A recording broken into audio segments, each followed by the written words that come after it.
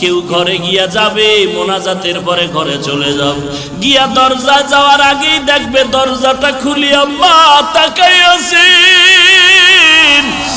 আর যদি বলে মা গভীর রাতে তুমি কি ঘুমাও নাই, মা বলবে তোর অপেক্ষায় আমি মা ঘুমাই নাই। মা খানার প্লেটটা নিয়ে বলবে বাবা খানা খাও। মা তুমি খেয়েছো বলে মা বলবে আমি এক লোকমা খানাও খাইনি। মা তুমি কেন খাও না, বলে তুই না আসা পর্যন্ত আমার খানা খাইতে মনে চায় না।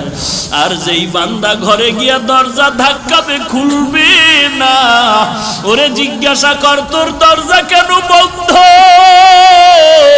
বলবে আমার দরজা খোলার সে আমার মা নাই, আমার বাবাও নাই। আজ আমাকে সবাই বলে ইয়াতীম।